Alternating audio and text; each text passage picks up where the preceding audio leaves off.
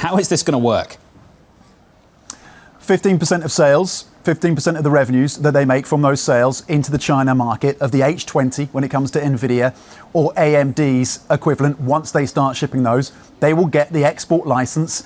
According to this reporting, if they pay that 15% into the US Treasury, that apparently is how it's going to work. There are legal questions around this. If this is categorized as an export tax, potentially there are legal challenges to this. But according to our reporting, this is what Nvidia and AMD have signed up for.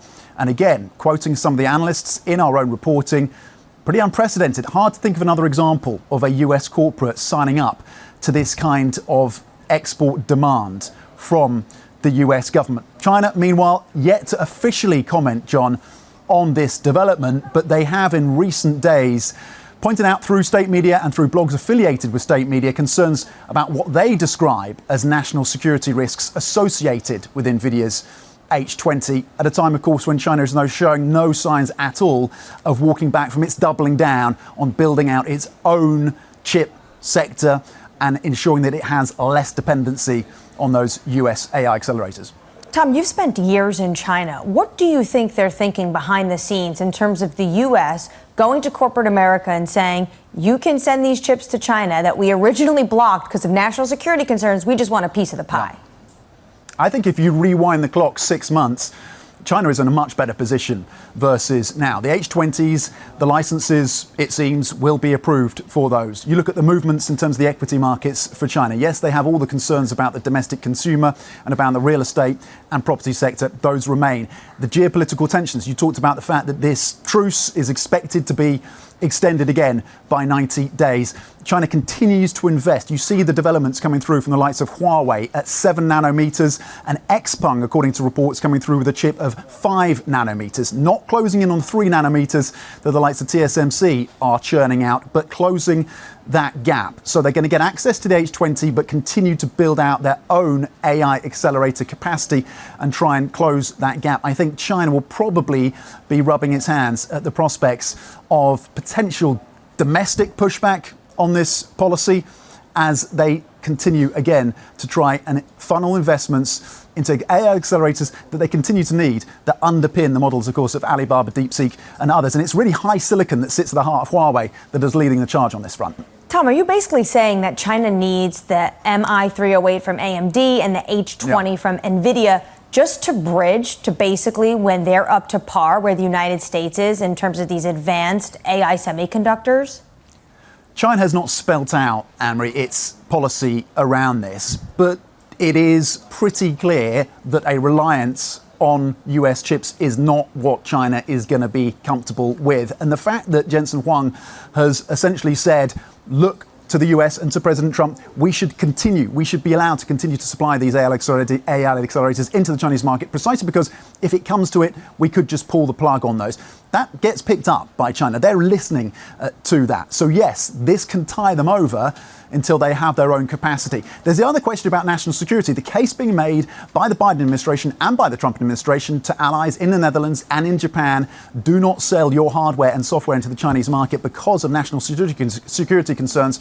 Well, that now has put a big question mark over it, because if you're prepared to pay that 15%, then suddenly national security concerns seem to be being put on the back burner. In an interview, Gene Munster, managing partner at Deepwater Asset Management, stated that it is by far the most undervalued aspect of Nvidia's tech watchers had a busy week last week. Even while the second quarter earnings from Meta platforms, Microsoft, Amazon, and Apple were largely positive in various ways, artificial intelligence, AI, remained a prominent trend. For investors in Nvidia, that is fantastic news. Let's examine the current situation and the reasons why investors ought to be anticipating Nvidia's quarterly earnings announcement later this month. AI is becoming a huge growth engine for IT companies and, in fact, businesses of all kinds. It unlocks productivity and fosters creativity in ways that make it indispensable for every business that wants to stay ahead of the curve. According to Amazon, their artificial intelligence, AI business, which is housed within the Amazon Web Services, AWS, cloud division, is expanding at triple digits annually and is currently in greater demand than it can meet. As demand increases and shifts, it is introducing a variety of new capabilities and releasing potent new tools targeted at developers who want the most powerful AI chips and are building big language models. Additionally, it stated that it has launched new EC2 instances, a kind of virtual server on the AWS cloud that is powered by the most potent graphics processing units, GPUs, on the platform, new Nvidia Blackwell superprocessors. According to Amazon, $31.4 billion was spent on capital expenditures in the second half of the year. It stated that the AI industry is where the majority of it is headed, even though that might be in many other areas of the company. This implies that it may be spending considerably more than the $100 billion it first projected to spend in 2025. In the fiscal fourth quarter of 2024, which ended on June 30th, Microsoft stated that its Azure cloud business is gaining market share, up 34% year over year, and that it currently has 400 data centers, more than any other cloud business. Although the industry is discussing the first gigawatt or multi-gigawatt data centers, management pointed out that it has already introduced 2 gigawatts of electricity in its data centers in the last 12 months and is growing more quickly than its rivals.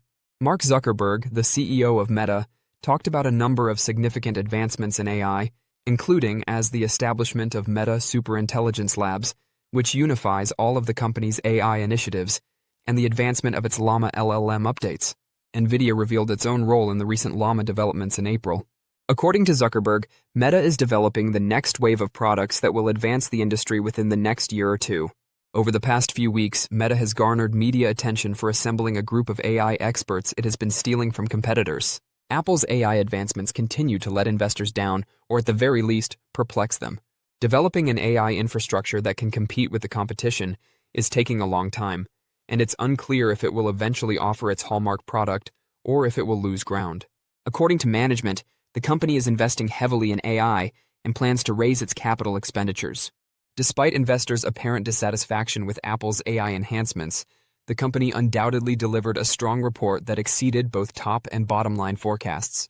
It is also expected to disclose advancements in Apple Intelligence in the upcoming quarters. Nvidia, which collaborates with each of these businesses, is the unifying denominator here. Amazon and Microsoft use Nvidia GPUs for their data centers that power their own LLMs, and it gives their customers the ability to create powerful LLMs and AI agents. Apple collaborates with Nvidia on its AI company, and Meta uses Nvidia's GPUs for its own LLMs and AI agents. For the fiscal second quarter, which it will report on August 27th, Nvidia is projecting sales to rise by almost 50% over the previous year. Its quarterly results typically exceed expectations, but given the success and ongoing capital expenditures of its elite clients, it is quite probable that it will surpass sales projections and provide shareholders with a positive outlook. Investors will pay close attention to the company's data center performance. The chip company makes money from the selling of its powerful AI processors there, after all. However, chip sales are only one aspect of the data center industry. It also includes some of Nvidia's most significant, yet frequently disregarded products, such as its networking technologies.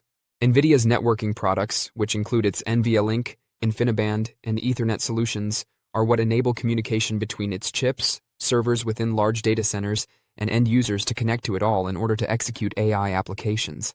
The infrastructure is the most crucial component in the construction of a supercomputer.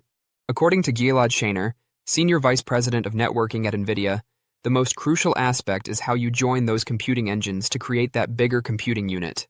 That results in some significant sales as well. In the previous fiscal year, Nvidia's data center revenue was $115.1 billion, of which $12.9 billion came from networking sales. Considering that chip sales generated $102.1 billion, that may not sound like much, but it surpasses the $11.3 billion earned by Nvidia's second-largest division, gaming, for the year.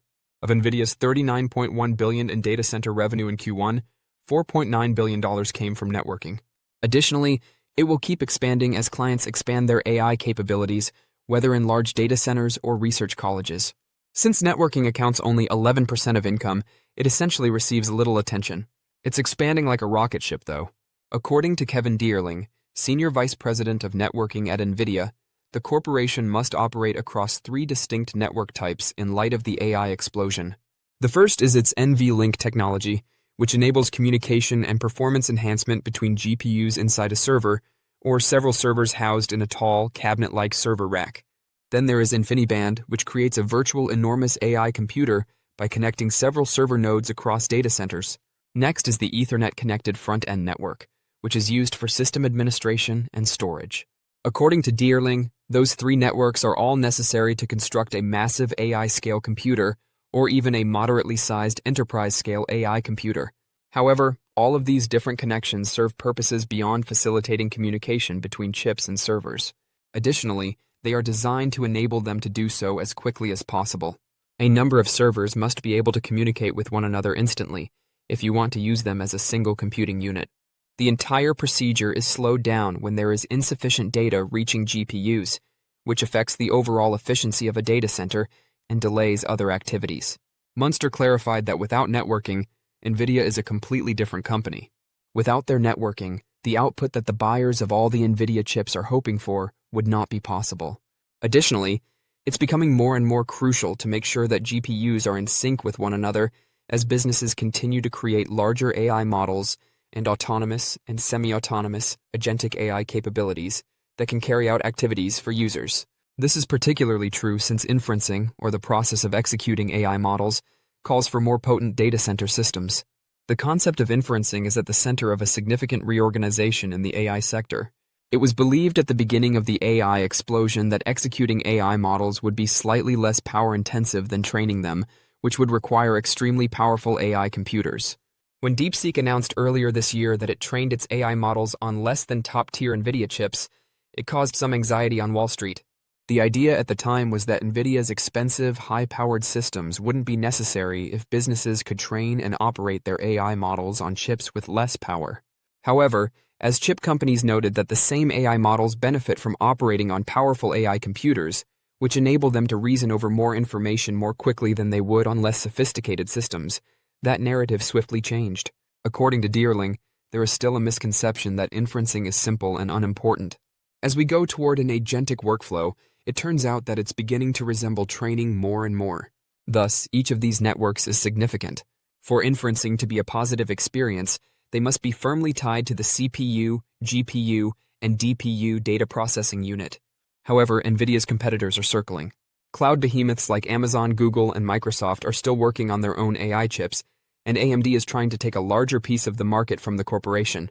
According to Forrester analyst Alvin Nguyen, industry organizations also have their own rival networking technologies, such as UA-Link, which is intended to compete with NVLink. However, NVIDIA remains at the forefront for the time being. Additionally, NVIDIA's networking division is almost certain to continue expanding as long as computer behemoths, researchers, and businesses continue to compete for its processors. So, what implications does this have for NVIDIA's stock? Let's explore that. But first, a big thank you to those of you who've stuck with us this far. Creating these videos takes significant effort and dedication, so if you're enjoying the content, please hit the like button, subscribe to our channel, and share your thoughts on NVIDIA stock in the comments. Your support truly helps us grow. Now let's get back to the video. NVIDIA ended the most recent trading session at $182.74, up plus 1.09% from the day before. The stock's daily rise of 0.78% was greater than that of the S&P 500. Meanwhile, the tech-heavy Nasdaq climbed 0.98%, and the Dow added 0.47%. Over the past month, shares of the company that produces graphics chips for gaming and AI have increased by 10.16%. Outpacing gains of 5.34% for the computer and technology sector and 1.86% for the S&P 500. Investors will be quite interested in NVIDIA's next earnings report. On August 27, 2025, the company is anticipated to release its earnings report. In comparison to the same quarter last year, the company's earnings per share, EPS, are expected to climb by 47.06% to 1. At the same time, our most recent average estimate predicts sales of $45.91 billion, which is a 52.83% increase over the same quarter last year. The consensus estimates for the year-end period predict earnings of $4.26 per share and sales of $198.61 billion, which represents changes of plus 42.47% and plus 52.2%, respectively, over the previous year. Investors should also be informed of any recent changes to NVIDIA analyst projections. The most recent short-term business trends, which are subject to continuous change, are usually reflected in these modifications. Therefore, analyst optimism for the company and profitability is reflected in favorable estimate revisions. Our research leads us to conclude that these estimate revisions are directly associated with short-term stock movements. Investors can use the analyst's rank to profit from this. This model offers a straightforward, useful scoring system while taking these estimate changes into account. With companies ranked number 1 delivering an average yearly return of plus 25% since 1988, the rank system, which runs from number 1, strong buy, to number 5, strong sell, has an excellent track record of outperformance that has been officially audited. Over the past month, the consensus EPS estimate has increased by 0.52%. At the moment, Nvidia is ranked number 3, hold. Nvidia has a forward PE ratio of 42.42 based on its valuation. Compared to the industry average forward PE of 37.06, this is a premium. It's also important to note that Nvidia's PEG ratio is 1.5 at the moment.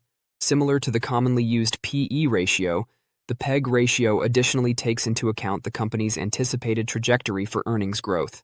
On Friday, Nvidia's stock ended at its 19th all-time high of the year. The prospect for higher spending by Tesla and a new artificial intelligence model from OpenAI appear to be what will sustain the share rally. At $182.74, Nvidia's stock ended the day up 1.09%. Yesterday was the 18th record close for the stock in 2025, closing at $100.07. With a $4.46 trillion market valuation, it has increased 36% so far this year, and by almost 75% in the last 52 weeks. Despite President Donald Trump's planned 100% tariff on chip imports, the firm saw a lift this week. This is because businesses that manufacture chips in the United States, such as Nvidia, seem to enjoy broad exclusions.